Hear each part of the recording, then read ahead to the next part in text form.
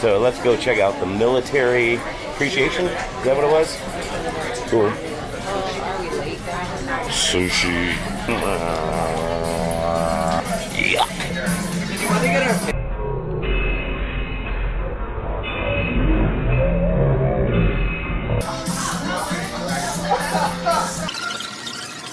In the Navy. Where's our Navy at? Navy!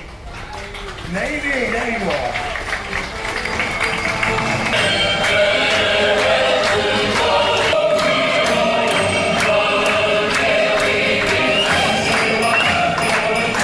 Give it up for the Navy, everybody. Give it up for the Navy. So this is, like, it's a little bit different every week. It changes, but the Navy call, the Navy chant. You ended up drink up. It's funny. A few weeks ago, someone from the Navy said, "Where's the beers at?" So that kind of, there seems to be a constant pattern of the Navy. Well, so let's give it up for the Navy one more time. Thank you to the Navy. You're serving or going to serve in the Air Force. Where's our Air Force at? Air Force.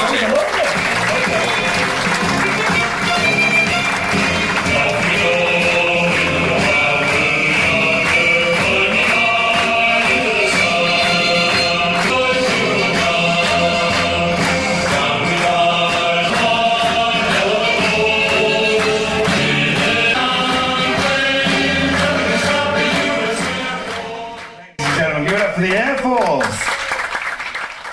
Now, what was the Air Force chant?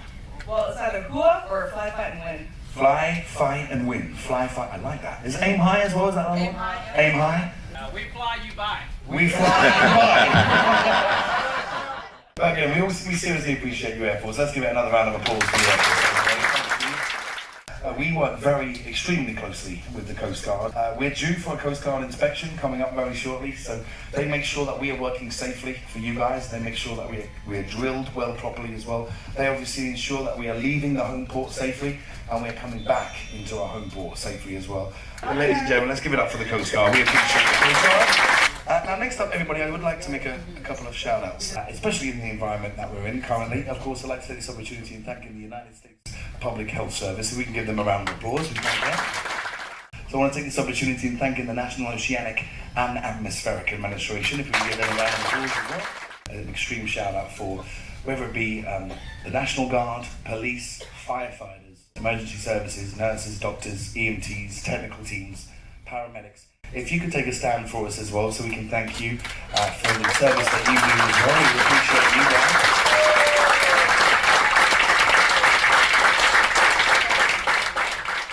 If there are any military families in the house, if you could take a stand for us, so we can give you the thanks and the honour you deserve as well. Yes. Thank you to you guys. Honestly, we appreciate everything you do as well. We think it's an incredible thing. Our military families, one more time, ladies and gentlemen. I have a great friend of mine. He actually gave me these little pins right here. His name is Lance Corporal Richard Jones. He's an incredible magician. He actually won Britain's Got Talent 2016. Have a little look on YouTube. He's fantastic, and he's still serving for Her Majesty's service in the British Army. I want to take this opportunity in thanking all of you guys for making sure that my friends and my family members got home safe. So for that, thank you very much. Thank you. Anyone here served in the Korean War, back in Korea? My father. Your father? Well, let's give them a round of applause for those veterans in Korea. Now, next up, everybody, we all know what happened all those years ago. They didn't get the thanks, they didn't get the welcome home, and they didn't get the respect that they well and truly deserve. So if we have any Vietnam veterans, if you could take a stand for us as well, Vietnam veterans.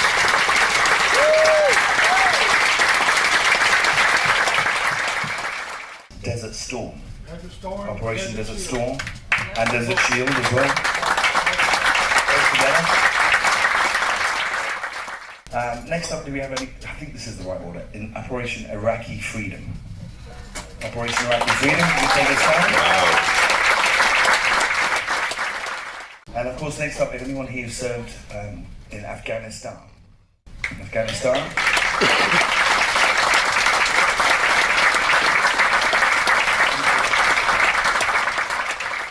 I'd like to take this opportunity in taking a moment's silence for our family members, our comrades, our team members, our colleagues who fought for our freedom but didn't quite make it home. So I'd like to take this moment to have a moment's silence.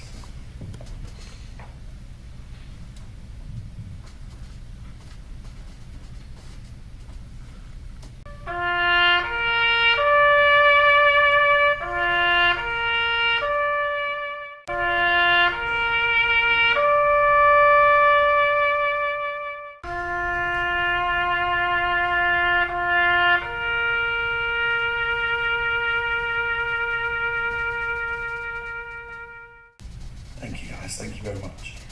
Like I say, now we're going to do an open forum. Like I said, there was a conflict, an operation that we've missed. If there's a certain community, maybe a certain group that you feel needs a shout out that maybe people don't know about, or perhaps there's a story between the Army and the Navy, put your hand up. Like I say, we're going to do an open I just want to thank any of these special operators who work in places of the world many of us are not even aware of and are doing jobs all over the world today.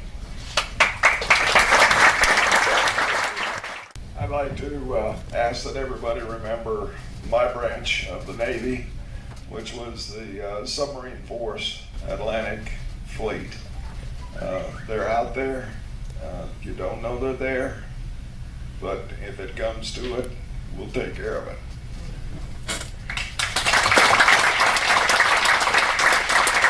Kids who had to reinvent their lives every few years.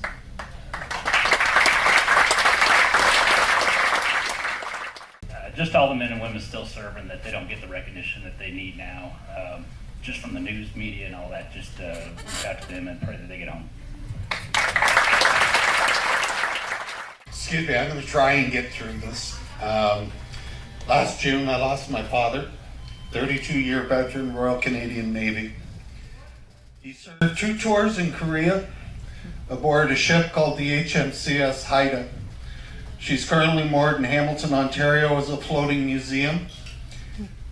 I got an opportunity last summer to go aboard and tour the ship and to walk through there where my father spent 2 years of his life as a young man, which shaped the man he became that I knew as my father, and the conditions that he lived in was an experience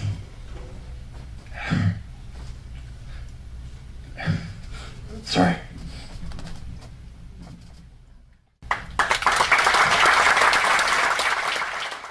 I was stationed at Fort Bragg during Panama, in support of Panama. So if anyone's here from Panama or Bosnia, right after I got out the first time. Then I went back in another time as a chaplain and was over on the Iraq border September 11th. And due to a lot of TBI injuries, I blacked out driving. My daughter's been taking care of me the last couple of years. So any kids, a lot of us as we get older, we're going to rely on them to take care of us. But if you're actively serving, if you do get any type of traumatic brain injury, please report it. Luckily, I reported mine, and in 91 got out for TBI. I made it 3 months in the VA, and they said they didn't believe in my TBI and took away my benefits. So I went back in and got another TBI. But if you don't have it on your record, you can't get any help. So if you've ever had a TBI, please report it, and you're going to be much better. My father, who was in World War II in North Africa, he was captured by Rommel, spent 23 months in a German prison camp in Germany, and was liberated by the Russians when they invaded. And I followed my father, and I wound up in the Vietnam War. And from there, later on, I found out that I had Agent Orange problems, but fortunately, it took a while for the VA to recognize it, but finally they did. And one other thing, I was stationed in Sinop, Turkey, which is on top of a mountain across from the Russian weapons testing grounds. And that was my first experience with the Brits. You don't play darts with them. That's funny. Simon, do you mind if I say something? Of course, yeah, of course. Sorry, guys. So as he said, my name is Celine. I was in infantry in the Canadian Army for 3.5 years and then had to leave because I got injured. But coming on board this ship, I've been here for 6 months, and every single week we do this military appreciation, and every week Simon mentions me. Oh, I'm sorry. But it really means the world to me.